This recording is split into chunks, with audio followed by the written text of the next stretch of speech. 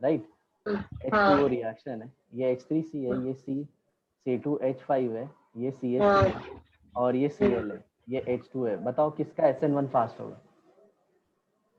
ये सेकंड वाले का ना। क्यों? हाँ क्यों? रीजन क्यों? क्योंकि कार्बोकेटाइन बनाओ। हाँ कार्बोकेटाइन और फिर वो ज्यादा उसमें प्लस साइड इफेक्ट ज्यादा आएगा। देखो ना, इधर तीनों कार्बोकेटाइन है ना, ये भी कार्बोकेटाइन ही है। हाँ ये C2H5 है और ये CH3 है, राइट। हाँ सर जिसका कार्बोकेटाइन ज्यादा स्टेबल रहता है वो एक मिनट, हाँ SN1। आदि, एक मिनट, ये देखो CH3 है, CH3 है, CH3 हाँ है, ये CH3 है, CH3 है, C2H5 है। अगर हाइपर हम्म। कॉन्जुगेशन से देखोगे ना, ये कार्बोकेटाइन ज्यादा स्टेबल है, दिस इज लेस स्टेबल। अच्छा तो अच्छा इंडक्टिव इफेक्ट से ज्यादा हाइपर कंजुगेशन।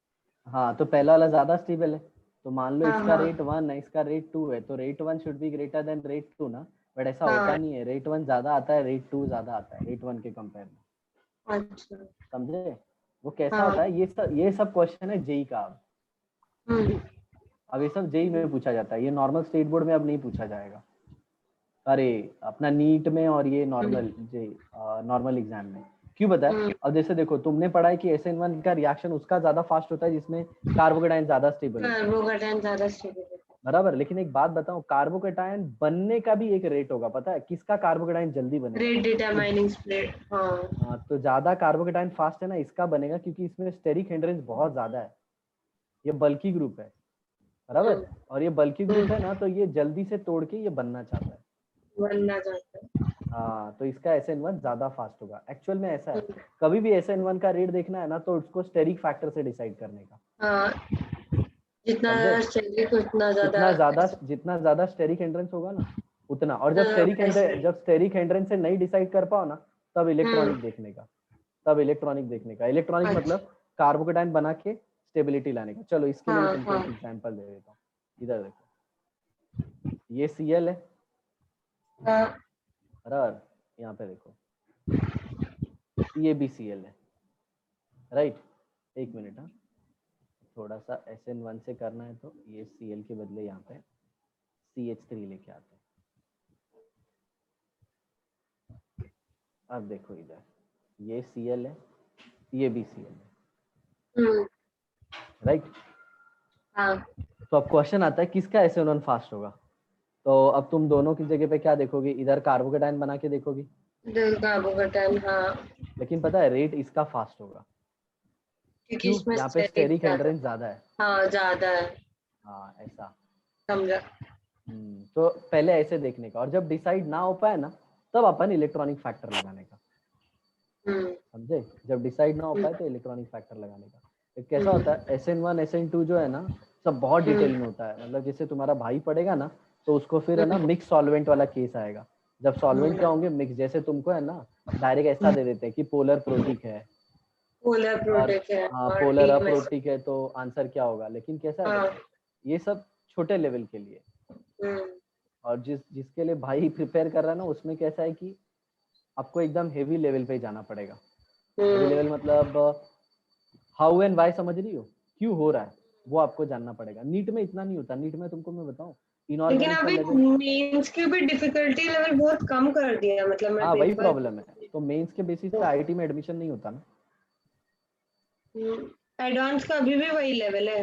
अरे बहुत लेवल है, और उसमें भी तुमको जो ये वाला जाना है ना, अपना IIT-B और दिल्ली के लिए, उसके लिए तो बाप रे बाप बहुत ज्यादा कंपटीशन है।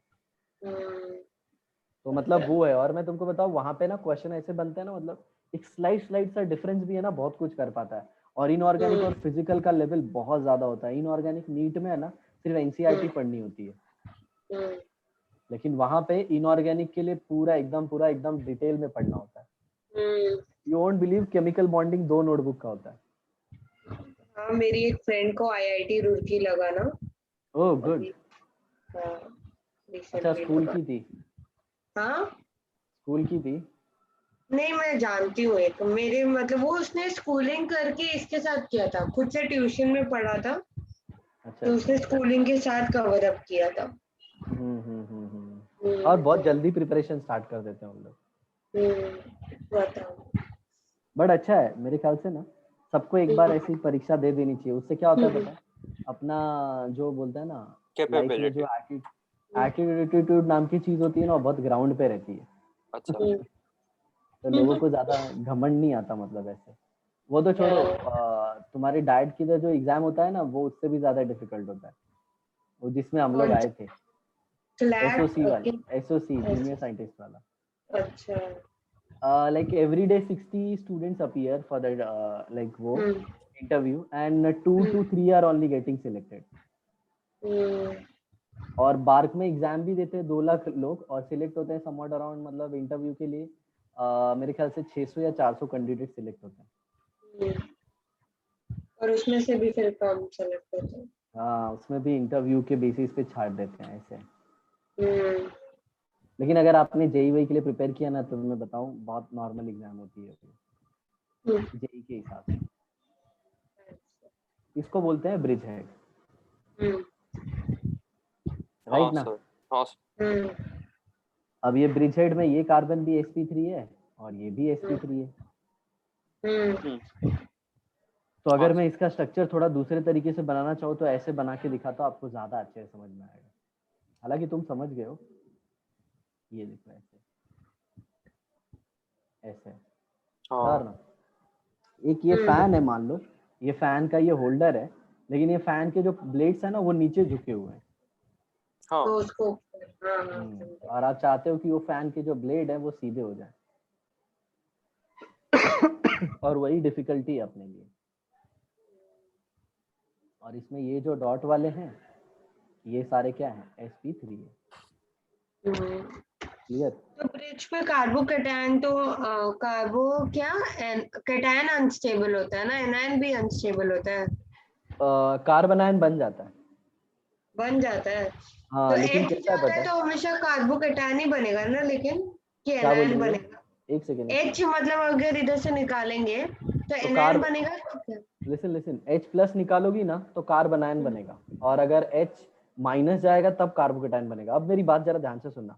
बाईसाइक्लो अगर तुमको बनाना है, बाईसाइक्लो अगर तुमको बनाना है, तो इधर भी एक कार्बन, इधर भी एक कार्बन, इधर भी कार्बन ना। चलो वापस दूसरे कलर से दिखाता हूँ, थोड़ा येलो से लेता हूँ। देखो जरा यहाँ पे, ये कार्बन, ये भी कार्बन, और ये भी कार्बन। मान लो इधर नेगेटिव चार्ज आ जाता है, ठीक है, यहाँ पे H प्लस चले जाता है। जरा देखो ना, ये कितना अनस्टेबल कार्बन आयन होगा। इसको यहाँ से भी प्लस आई मिल रहा है, यहाँ से भी प्लस है, यहाँ से भी प्लस है। ये इतना highly unstable tertiary carbon ion बनता ही नहीं। हाँ, वो तो है। तो उस पे कार्बन आयन बनने के भी चांसेस नहीं है, और कार्बोकेटायन बनने के भी चांसेस नहीं है। आया समझ में? हाँ, मतलब कुछ भी हो तो फिर वो लास्ट में ही आएगा ऑर्डर के। हाँ, लेकिन याद रखना 8 मेंबर रिंग से कम होनी चाहिए। अच्छा, can you tell me, 8 member से अगर ज्यादा हो जाते हैं तो क्या सीन होता है? 8 स्टेबिलिटी पता नहीं। तो है ना, 8 मेंबर का जब रिंग रहेगा ना, तो अलग प्लेन में चले जाता है। सर अगर वो 8 मेंबर से ज्यादा है। हुआ, सर 8 मेंबर से ज्यादा हो तो क्या वो मतलब जैसे एक स्टेरिक हिंड्रेंस जैसा जो भी अपना था, और हमने पढ़ा था कि अगर कुछ वो बल्कि ग्रुप जैसे काम करेगा और उसको प्लेन में डाल देगा, ऐसा कुछ होएगा? नहीं, तुमने वो पढ़ा है आदि आइसोमेरिज्म में, मैंने तुमको पढ़ाया था, इवन सिमरन ने भी पढ़ा होगा। साइक्लोअल्कीन में जो सिस और ट्रांस दिखता है वो 8 मेंबर के बाद हाँ दिखता है। सर, सर आपने बोला था कि 8 के बाद है ना ट्रांस ज्यादा स्टेबल होता है सिस, या फिर ऐसा कुछ आपने बोला था, एक सेंटेंस था ये। हाँ, राइट। हाँ। किसमें? आइसोमेरिज्म है ना, आइसोमेरिज्म तुमने पढ़ा होगा। सिस ट्रांस के आइसोमेरिज्म में तुमने देखा होगा, जो अल्कीन है, अल्कीन, साइक्लोअल्कीन में 6 फॉर्म एग्जिस्ट होता है बिलो 8, और उसके बाद उसमें ज्योमेट्रिकल आइसोमेरिज्म दिखता है जब रिंग में मेंबर 8 से ज्यादा होते हैं, क्योंकि 8 से ज्यादा वाले में ही ट्रांस पॉसिबल है। मुझे नहीं पता। ट्रांस ज्यादा स्टेबल होता है, आपने ऐसा बोला था। हाँ, ट्रांस ज्यादा स्टेबल होता है। और बेटा, अगर 8 से कम वाली मेंबर है तो उसमें ट्रांस एग्जिस्ट होगा क्या आदि? नहीं। इधर देखना, ये ऐसे डबल बॉन्ड लगा है। हाँ सर, H है यहाँ पे, H दोनों सेम साइड आया। अरे सर तभी का सेंटेंस जो आपने बोला था वो बोल रहा हूँ। हाँ, मैं ट्रांस की बात कर रहा हूँ। ट्रांस है ना, 8 के नीचे तू बनाना भी चाहेगा तो नहीं बन पाएगा। नहीं बनेगा। हाँ। क्या सिमरन, वो शायद से तुमको बताया नहीं होगा, ये जो सिस और ट्रांस वाला है ना, ये सब है ना बहुत डिटेल में मतलब पढ़ाया जाता है। तो आदि को मैंने ना सब एम्स लेवल पे ही पढ़ा है। अच्छा। हाँ मतलब नीट लेवल से ऊपर ही पढ़ा है। तो इसको कैसा है मतलब मेरे ख्याल से शायद आइसोमेरिज्म 1.5-2 नोटबुक हो गई होगी।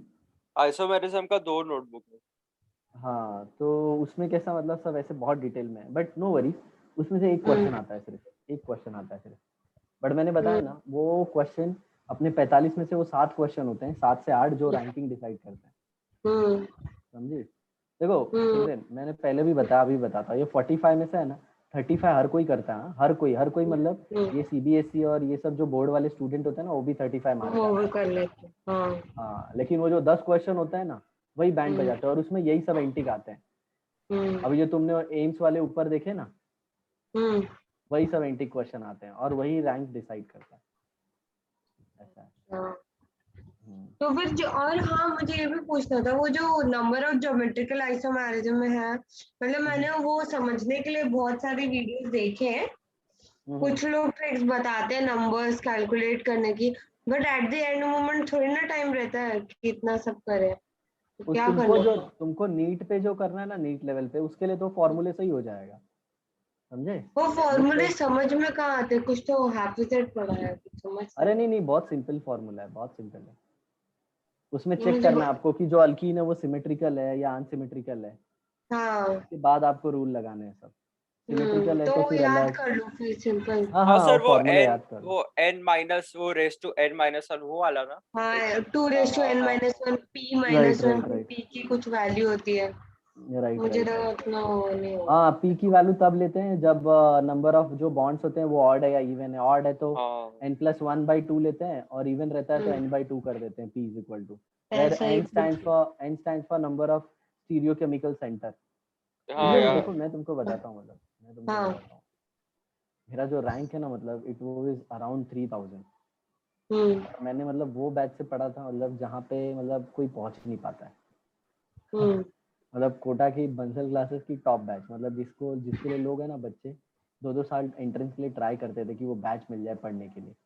हम्म। तो मैं तुमको बताता हूँ बहुत जबरदस्त पढ़ना होता है। सुबह 4 बजे उठ के आपको 2 घंटा रिवाइज करना होता है और लाइक यू नो एकदम ब्रूटल स्टडी होती है। ब्रूटल स्टडी मतलब like we were in a washroom even but then too we were keep on reading कि इसका फॉर्मूला, और यू वोंट बिलीव मतलब वो फॉर्मूले को 20-20 बार रिवाइज किया है। हम्म। वो ना मतलब जैसे चाचा चाची मम्मी पापा का नाम याद रहता है ना वैसे याद हो गया। हम्म। और मतलब इफ यू आस्क देम कि मतलब ये कौन सा शो है, ये कौन सा एक्टर, वो टाइम पे कुछ नहीं पता होता। सबको ये पता होता है कि इसका ये फॉर्मूला होता है, इसका ये होता है, इसका ये होता है, इसका ये होता है, बस खत्म। तो वो 2 साल का बस डेडिकेशन होता है। बट उसके बाद है ना, उसके बाद you are free and you will be like gem, बोलते हैं ना जेम, माइंड वैसा रहता है। फिर मार्केट में आप है ना आप डिफरेंशिएट कर दिए जाओगे। मतलब कहीं पे भी कुछ बात चलेगी ना तो ऐसे ऐसे बात ऐसे बता दोगे ना आपकी लोग सोच में पड़ जाएंगे। जैसे like if you are watching a chemistry video तो मैं तुमको बता दूंगा कि इस टीचर को अगर अच्छा तुमको देखना है ना कि कैसे अच्छा, तो इसके ये वाले कंसेप्ट पे देखने का। जैसे अभी तुमको SN1 का एग्जांपल दिया ना मैंने, वहां से जज हो जाता है क्योंकि सब लोग जानते हैं वो कार्बोकेटाइन बनाएगा, ज्यादा स्टेबल कार्बोकेटाइन होगा तो फिर ऐसा होगा। लेकिन बहुत बार ऐसा देखा गया कि 9 हाइपर कॉन्जुगेशन से भी ज्यादा fast rate of reaction 8 hyper conjugation वाला हो गया जो मैंने तुमको दिया। तो वो एक्सेप्शन कैसे आ गया? सिंपल सी बात है, जो अपना जो कार्बन था टेट्राहाइड्रल थे दोनों में, और दोनों टेट्राहाइड्रल में ज्यादा स्ट्रेन जो सेकेंड वाला एग्जाम्पल था उसमें था। तो स्ट्रेन है तो वो सिंपल सी बात है, दर्द उसको ज्यादा है तो वो दर्द कम करना चाहेगा और वो पहले हेलोजन को देगा। और अंदर की बात बताओ ना तो हेलोजन को भी तोड़ने में वाटर का हाथ होता है। ऐसा है। नहीं तो एक बात बताओ ना, तो मैं तुमको एक सिंपल सा बात बताता हूँ। यहाँ पे न्यूट्रल मॉलिक्यूल था, तुमने जब SN1 कराया तो यहाँ पे न्यूट्रल मॉलिक्यूल था, न्यूट्रल से वो चार्ज बन गया। और जग जानता है न्यूट्रल ज्यादा स्टेबल होता है तो वो चार्ज बनाए ही क्यों? समझे? तो हर एक चीज को मतलब यहाँ से ये आगे बढ़ता है ना तो वो क्यों बढ़ता है, ये एक एक स्टेप पे हम लोग ने ऐसे पूरा बोलते हैं ना बैठ के एनालिसिस है ऐसे। हाँ लेकिन कैसा है, मैं इतना जानने के बाद भी हमेशा अपने बच्चों को सजेस्ट करता हूँ कि अपना टाइम बहुत प्रीशियस है, किसी को देने का नहीं जल्दी।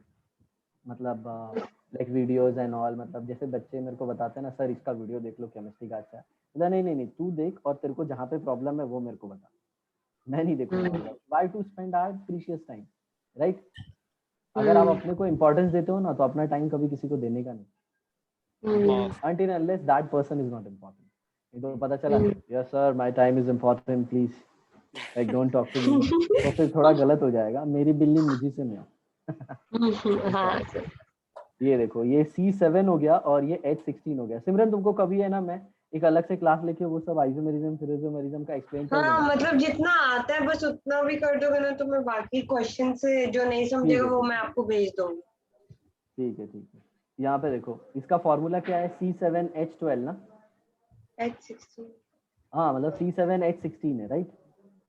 हाँ और इसका अल्केन के हिसाब से फॉर्मूला क्या होना चाहिए था? C7H14।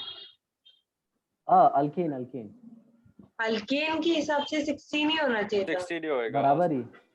बराबर ही है ना। हम्म। और ये एक्चुअल में इसका जब फॉर्मूला देखोगे ना तो ये C7H12 आता है। C7H12 है सर। हाँ और हम लोग अल्केन के हिसाब से कितना आना चाहिए? H16, तो C7H16। 4 हाइड्रोजन डेफिशिएंट है ना, हाँ तो हाँ इसका डिग्री ऑफ अनसैचुरेशन 2 होगा। हाँ ये भी तो। समझे? कभी कभी DU भी पूछ लेते हैं। हाँ हाँ ओके चलो सिर्फ इसमें है ना, इसमें सिमरन ये याद रख लेना, ये 8 मेंबर वाले से ज्यादा रिंग दे देगा ना वो, तो याद रखना उसमें कार्बोकेटाइन का मैकेनिज्म चल जाता है 8 से ज्यादा वाला। और वो क्वेश्चन सिर्फ एम्स में आता है या फिर जे एडवांस में, समझे? बाकी ऐसे पूछा नहीं जाता। चलो आगे देखते हैं।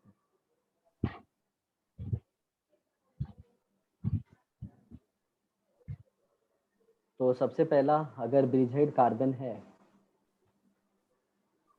तुम्हारे भाई को ना ये सजेस्ट करना कि टीचर अच्छा पकड़े, मतलब सब कुछ उसके ऊपर ही होता है। मतलब वो ये सब नॉर्मल टीचर लोग के देख रहा होगा ना जो जेई मेंस नीट पढ़ाते हैं, कभी नहीं हो पाएगा क्योंकि उसका कंटेंट ही अलग होता है एडवांस का। और उसके चैनल है ना ये फिजिक्स वाला और ये सब नहीं है, उसका चैनल ऐसे टीचर है जो बहुत डल पढ़ाते हैं। डल मतलब कोई ऐसे इंटरटेन नहीं करेंगे आपको। मतलब ये फिजिक्स वाला कैसे चलता ड्राई होगा, एकदम कॉमेडी कॉमेडी वॉमेडी करता है ना ये लोग, अरे ये हो गया ऐसा ऐसा, वैसा नहीं चलता, बहुत ड्राई पढ़ाता है। क्योंकि वैसा है उन लोग को 4 साल का सिलेबस 2 साल में कवर करना है, तो क्या करेंगे? कॉमेडी करेंगे तो सिलेबस नहीं कंप्लीट होगा। हाँ तो अगर यहाँ पे कार्बोकेटाइन है बेटा और फ्री रेडिकल है या फिर डबल बॉन्ड है, समझ में आ रहा है? तो ये कभी नहीं हो सकता। बोलो समझा?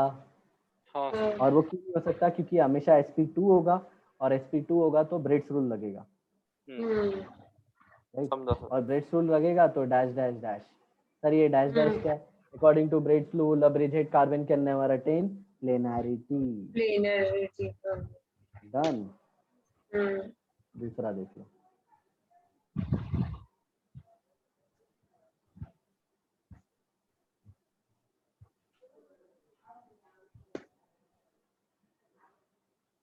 अब इसमें भी यहाँ पे भी ले सकते हो, इसके ऊपर पॉजिटिव या फिर फ्री रेडिकल या फिर डबल बॉन्ड।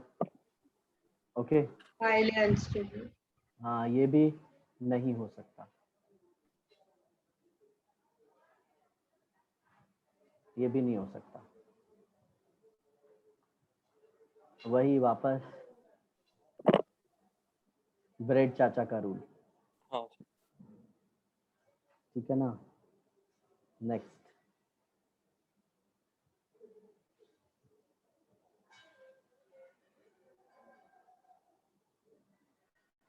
मान लो कभी ऐसा कुछ आ गया, फर्स्ट तुमको कुछ ऐसा स्ट्रक्चर दिखा दिया और यहाँ पे ऐसे डबल बॉन्ड बना दिया, ठीक है? हेलो हाँ सर। ये ऐसा डबल बॉन्ड, सिमरन सुन रही हो? हाँ सर। हाँ तो सर। ये क्या, ये sp2 हो गया ना, ऐसा कभी नहीं हो सकता। ओके ब्रेड्स रूल हाँ सर, वायलेटेड। मतलब सर वो ब्रिज कार्बन पे डबल sp2 बॉन्ड। कैसे पॉसिबल है? हाँ हाँ हाँ हाँ ब्रेड सर। रूल नहीं होगा। मैं तो यहाँ तक सिमरन बोलता हूँ ना, मतलब जैसे आदि है ना, ऐसे जितने स्टूडेंट पास में रहता है ना, मैं उनको सिर्फ एक चीज बोलता हूँ, ऑर्गेनिक में ना, ऑर्गेनिक और इनऑर्गेनिक में मैं जितना पढ़ाता हूँ सिर्फ वो नोट्स पढ़ के जाओ, आपका नीट का क्वेश्चन उसी में से होगा। क्योंकि इतना ज्यादा कवर कर लेते हैं ना कि क्वेश्चन उसी में से दिखते हैं। ऐसा है, ये भी एग्जिस्ट नहीं होगा। हाँ, ब्रेड सूप।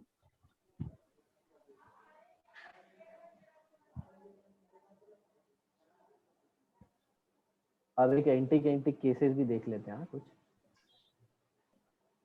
मान लो ऐसा कुछ केस आ गया,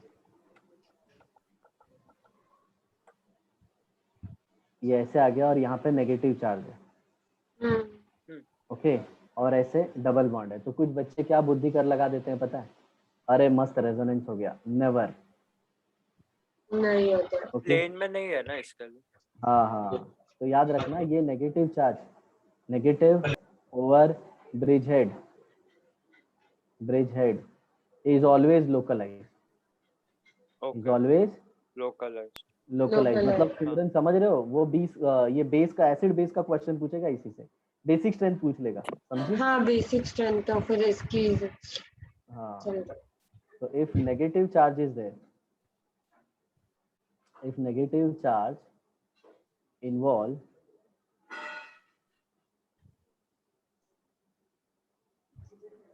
in reso, then Brett rule violated। हाँ हाँ, बराबर समझा। ना? हाँ, तो वैसा कभी नहीं होगा। नेक्स्ट आता है फिफ्थ,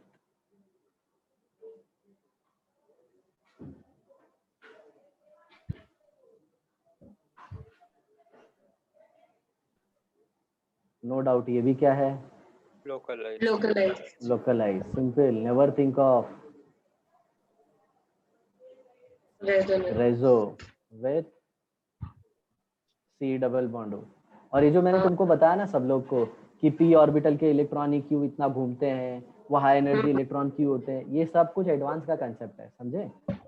हाँ, अच्छा। क्योंकि वो एक न्यूक्लियस पे अट्रैक्टेड, इतना किसी को पूछोगी ना तो वो लोग नहीं बता पाएंगे, क्योंकि इतना डेप्थ में नहीं उनको बताया जाता, उनको सिर्फ बोला जाता है भाई कॉन्जुगेटेड सिस्टम याद रखने का, बस, ज्यादा सोचने का नहीं। अब नेक्स्ट देखो इधर, ये सपोज नाइट्रोजन इधर लगा हुआ है, ओके, और यहाँ पे ऐसे इसने अपनी लोन पेयर H+ को दे दी, ऐसे आ गया सपोज N+ आ गया। H और यहाँ पे पॉजिटिव आ गया, ठीक है, तो इट इज पॉसिबल और ये चलेगा। पता है क्यों? ये अभी sp3 है ना, लोन पेयर देने के बाद वो sp3 हुआ ना। हाँ, अच्छा, हाँ, समझा। After giving the after giving the lone pair, done, हाँ सर। ऐसा, ओके।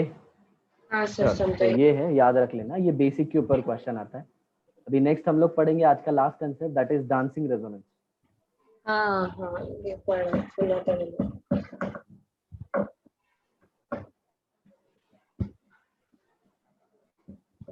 सर, इसके बाद रेजोनेंस में कितना बचता है? इसके बाद रेजोनेंस का अभी बहुत सारा अपने को प्रैक्टिस क्वेश्चन करना बाकी है, मतलब ऑलमोस्ट 15 पेज होंगे। तो क्या हुआ? नहीं, मैं पूछ रही थी क्योंकि ये लास्ट में पढ़ाते हैं ना, हम लोग को लास्ट में पढ़ाते हैं। नहीं, ये मैं ना, ये जैसे ऑर्गेनिक में जो एंटर होता है ना, मैं उसको सबसे पहले पढ़ाता हूँ, सबसे पहले यही पढ़ाता हूँ। अच्छा, हम मतलब लोग लाइक आई टेल यू, मतलब मैं 3 चैप्टर ही पढ़ाता हूँ। जैसे आदि है ना, मेरा स्टूडेंट है ना, तो उसको 3 चैप्टर ही पढ़ाऊंगा। रिएक्शन में पहले जीओसी पढ़ाएंगे, जीओसी में 4 चैप्टर होंगे। जैसे मैं उसको 2 चीज पढ़ा चुका हूँ, एक आईयूपीएसी नॉमेनक्लेचर मैंने उसको पढ़ा दिया और एक आइसोमेरिज्म पढ़ा दिया। अभी ये मेरा चल रहा है इलेक्ट्रॉनिक इफेक्ट, राइट। इसके बाद मैं रिएक्शन मैकेनिज्म पढ़ाऊंगा, उसका 70% सिलेबस हो जाएगा। बस फिर उसके बाद क्या है पता है, मैं सिर्फ चैप्टर के नाम लूंगा, मतलब हाइड्रोकार्बन, अल्डिहाइड, कीटोन, ये सब, लेकिन उसके अंदर के सारे कंसेप्ट है ना, उसके आगे इसके बाद जो मैं पढ़ाऊंगा ना, ये रिएक्शन मैकेनिज्म, ये इलेक्ट्रॉनिक इफेक्ट के बाद जो रिएक्शन मैकेनिज्म पढ़ाऊंगा ना, उसमें उसके 30% रिएक्शन खत्म हो जाएंगे, SN1, SN2, carbon ion, E1, E2, E1 CB, जहां पे भी लगता है ना, वो सब खत्म हो जाएंगे, सारे सारे, सब खत्म करके छोड़ दूंगा, ऐसे, क्लियर? ऐसे पढ़ा जाता है एकदम सिस्टमैटिक। मैंने आदि को आज तक ये नहीं पढ़ाया था, मतलब ये ऑर्गेनिक इसलिए नहीं स्टार्ट किया था क्योंकि हमारी बॉन्डिंग नहीं हुई थी। बहुत जगह ना बिना बॉन्डिंग पढ़ाई स्टार्ट कर देते हैं, हाँ सर, मेरे इसमें ऐसा ही 99% किया रेडिएशन। था। वो अल्कीन्स हाँ अल्कान्स वो सब पढ़ा दिया, देन बाद में जाकर बॉन्डिंग पढ़ाया, बाद में सीधा जीओसी स्टार्ट कर दिया, एंड अभी तक पीरियोडिक टेबल भी वो पीरियोडिसिटी वो भी उसको स्किप कर दिया है सर। मतलब सिस्टम से चलना चाहिए, एक सिस्टम से रहोगे तो सब समझ में आएगा। Only in cyclopropyl methine cation, sir cyclopropyl methine cation. ये जो कॉलेज है ना उसमें ये लोग अभी शायद से रिएक्शन मैकेनिज्म स्टार्ट करने वाले हैं। चलो अच्छी बात है, तुम मतलब साथ में हो जाएगा तुम्हारा। हाँ ओके देखो ये किस में दिखता है पता है, सिर्फ साइक्लोप्रोपाइल मिथाइल कटायन, याद रखना, cyclopropyl methyl cation. Methyl cation. तो इसमें क्या होता है पता है, generally dancing resonance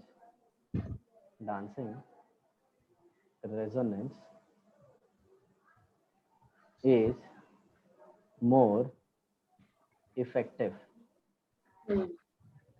than normal resonance। Resonance का नॉर्मल डांसिंग रेजोनेंस से ज्यादा रेजोनेंस इफेक्टिव। होता क्या है सर? है। मतलब वो जम करते सिखाता हूँ, रहता है कि? हाँ वैसे सिखाता हूँ। हाँ हाँ हाँ मैं बताता हूँ, मतलब ये देखो होता क्या है, ये है ना, ये साइक्लोप्रोपाइल मिथाइल, एक सेकंड,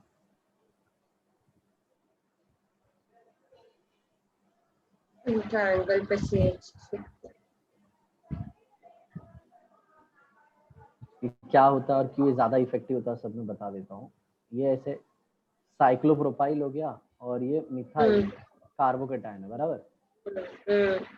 तो होता क्या है जरा देखो यहाँ पे, ये जो कार्बन है, ये कार्बन है राइट, इसका हाइब्रिडाइजेशन क्या है बताओ जरा, ये कार्बन का हाइब्रिडाइजेशन क्या है? sp2 sp3। हाँ अच्छा हाँ सिंगल बॉन्ड sp3 है, और ये जो कार्बन है इसका क्या है? sp2 sp2 बराबर ना। sp3 का एंगल कितना होना चाहिए? 109 डिग्री 28 मिनट। 28 मिनट्स और यहाँ पे एंगल कितना है? 120 degree. 60 degree.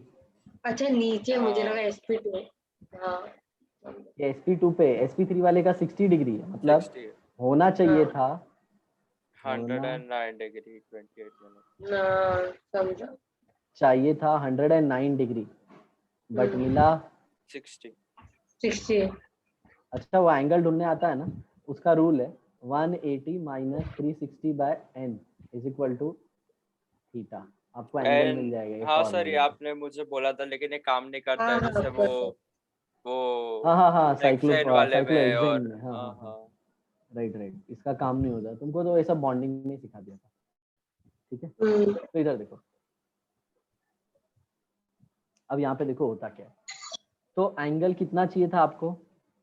109 degree 28 minute, but मिला 60, तो मतलब 109 डिग्री 28 मिनट माइनस 60 डिग्री, तो ये कितना आ गया 28 मिनट, और ये 0, ये 40.28 डिग्री का क्या क्रिएट हुआ? स्ट्रेन स्ट्रेन हुआ। है अब हाँ स्ट्रेन मतलब क्या हाँ होता है तुमको सिंपल सिखाता हूँ, इसको एक्चुअल में होना चाहिए था ऐसे,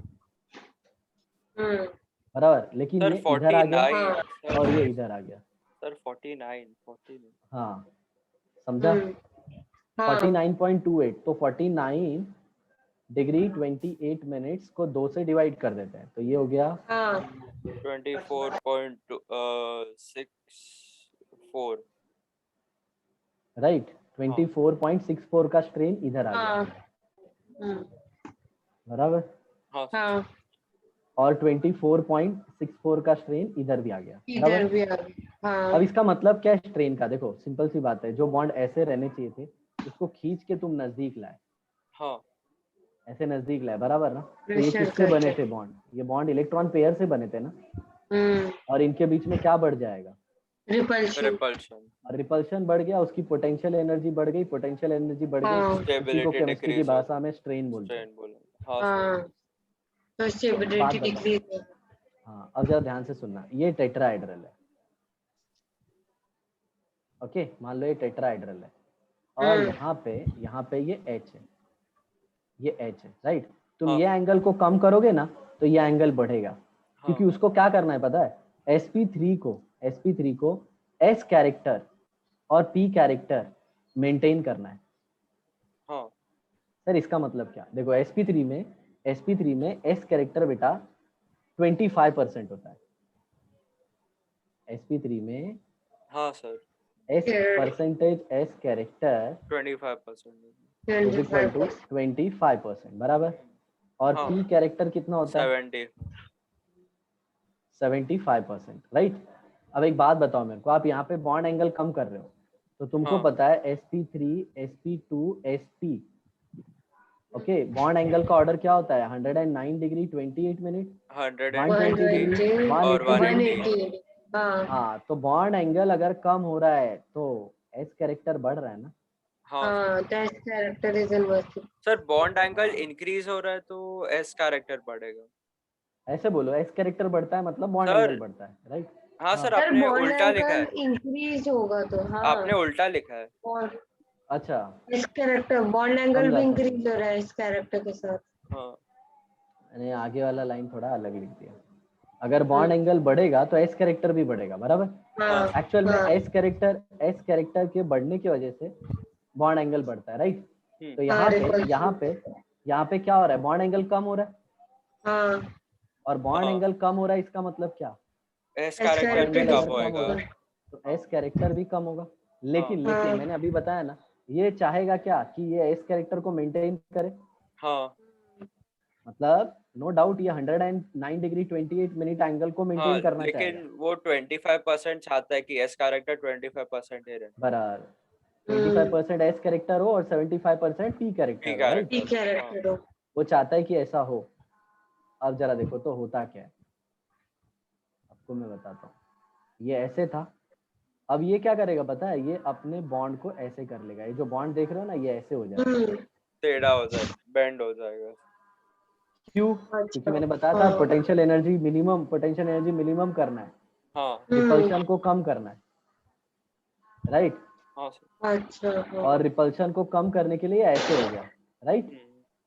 अब जरा ध्यान से देखना, यहाँ पे ये CH2 था ना, इसकी p ऑर्बिटल ऐसी है, हाँ और ये है ना, ये इतना आउटवर्ड हो जाता है ना कि ये इसके साथ ओवरलैप हो जाता है, okay like sigma bond overlap with pi orbital.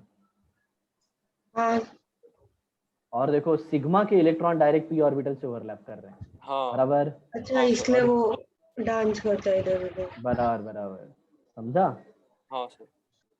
ऐसा है, ओके। अच्छा मतलब सर वो डांसिंग रेजोनेंस मतलब जब भी सिग्मा वाला bond overlaps with pi orbital तो उसको डांसिंग ये रेजोनेंस। सब एक ही के लिए पॉसिबल है ना कि और भी केसेस है इसके? नहीं, यही केस में आता है, यही केस में यही आता है। ना, हाँ और वही। इसमें एक सिंपल सा आपको क्या याद रखना है, सिग्मा बॉन्ड पहली बार आप देखोगे बिहेव्स एज पाई बॉन्ड। हाँ अच्छा, नॉर्मल से क्यों ज्यादा स्टेबिलिटी आती है? सुनो, अभी अगर पाई का कॉन्जुगेशन होता है, तो उसमें भी रेजोनेंस होता है, तो ये रेजोनेंस में ऐसा क्या स्टेबिलिटी आ गया? तो याद है ना तुमको, पाई के रेजोनेंस में पार्शियल ओवरलैप होता है, लेकिन यहाँ पे क्या हो गया पता है? यहाँ पे क्या हो गया पता है? ये इतना ज्यादा बेंट होता है ना कि ऑलमोस्ट इसके साथ ओवरलैप फॉर्म में ही रहता है। ओवरलैप। अच्छा, अच्छे से हो जाता है, इफेक्टिव ओवरलैप। हाँ, अच्छा मतलब and it head on gives, जैसा दिखाएगा वो, मतलब ऑलमोस्ट हाँ, वैसे है ना। And it gives test for unsaturation. अच्छा हाँ, पाई बॉन्ड की तरफ भी इस करते हैं। बराबर, इट गिव्स टेस्ट हाँ फॉर अनसैचुरेशन, ये भी देखा गया। हाँ समझ में आया? समझा। मतलब परसेंटेज p कैरेक्टर बढ़ जाता है। आया समझ में आदि? हाँ सर समझा। ऐसा है, और इसीलिए ये गजब हो जाता है। हाँ अब सर इसके इम्पोर्टेंट जो कंसेप्ट है, इससे रिलेटेड और इससे क्वेश्चन, ये हम लोग करेंगे अगले एपिसोड में। ठीक है। ठीक है। हाँ bye. Bye bye. Sir, thank मैं यू अभी ये सर। नोट्स आपको भेज देता हूँ आप लोगों को। ठीक है। Bye sir, thank you sir.